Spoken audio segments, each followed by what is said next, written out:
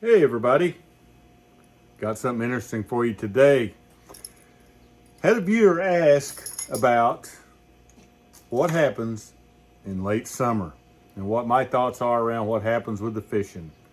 And there's an interesting dynamic happens after the first day of summer. You see, that day is the longest day of the year, and from that point forward, every day gets a little shorter. And at that moment, things begin to change. We'll be again progressing. We've come out of the post spawn into the early summer. Fish have staged up on their like summer holes, brush piles, ledges, all these type of things. And they've been there for a month or so into July, but usually around the July full moon, whenever that might be, the days are beginning to get a little shorter. So you got more nighttime. The nights begin to be a little cooler by morning, even though it's blistering hot during the day, and you begin to start having a change happen as we move into August.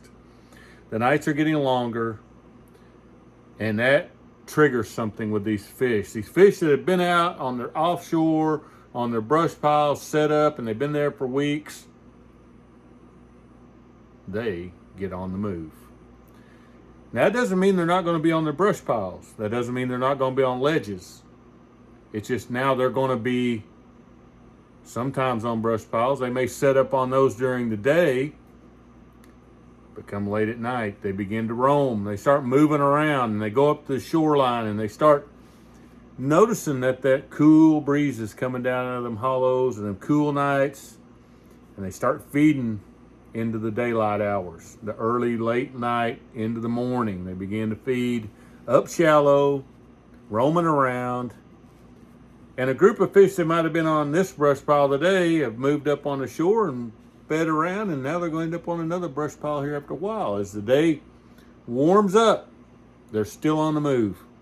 And they're going to be on the move for the rest of the year, going into towards fall. This is their starting to break away from the summer haunts, start thinking about we're starting to move towards fall time. I believe all the animals in the world work under cycles like this, and that's how it's been all my life. And come late July, you'll realize that it's kind of like I talked in that video the other day. It seems like the early night bites get a little tougher. You go to a brush pile this week and you catch a fire out of them. You go to it 2 days later and there's not a bass one there, it seems like. But you can get up on the bank and you begin to catch a few fish. And late at night, you can really catch them. Right at that break of day becomes paramount.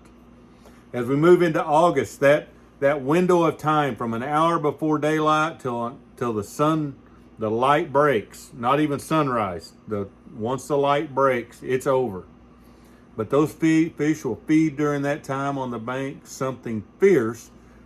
And you can catch them on a number of baits, things that I've always done good with at first.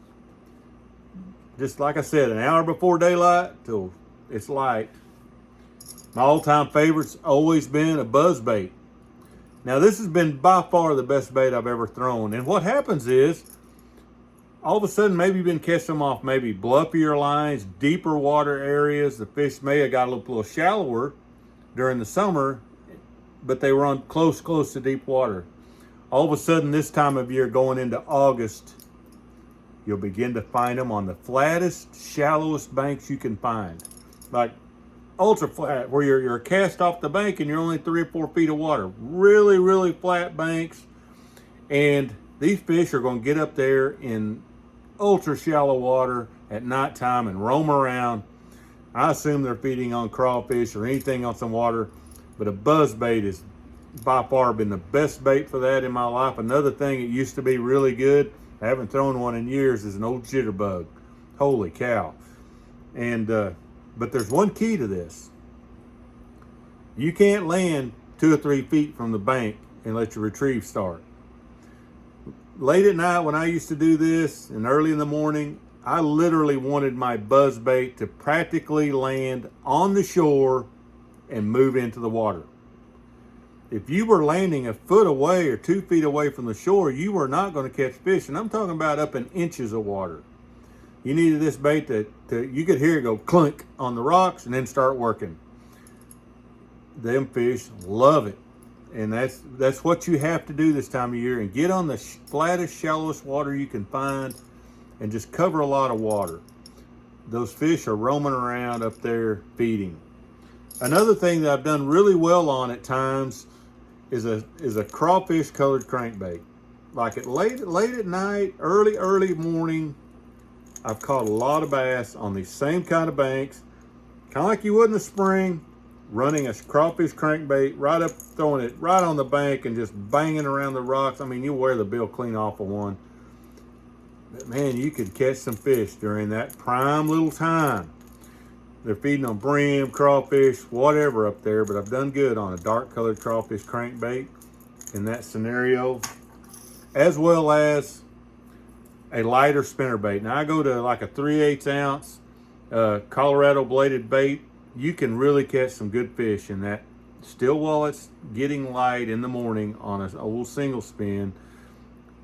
But fish a little bit lighter one. I use a 3/8 or even a 1/4 ounce. I've done really well on.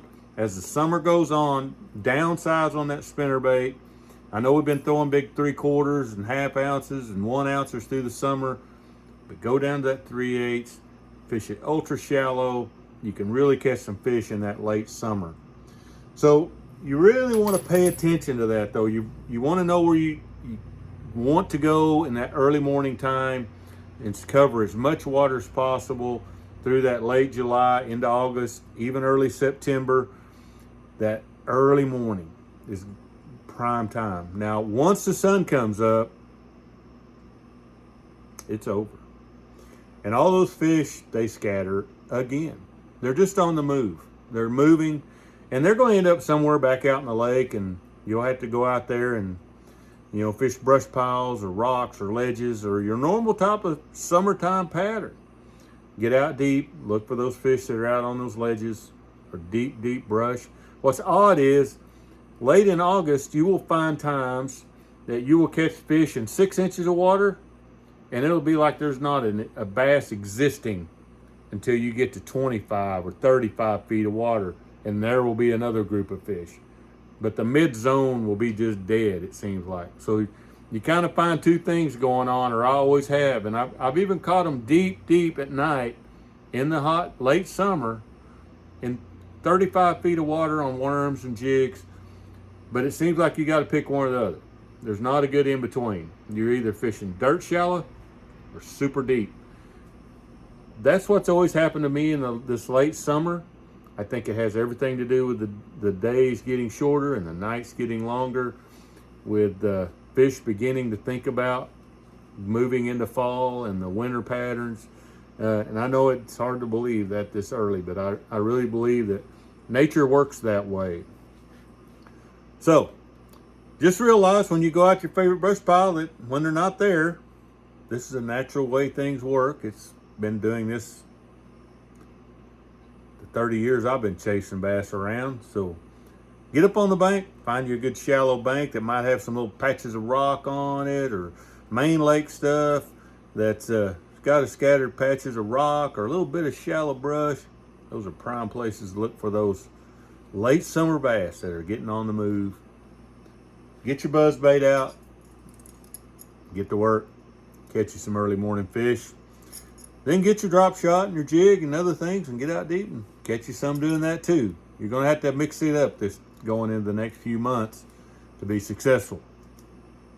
Hope that helps you some, and we'll see you next time.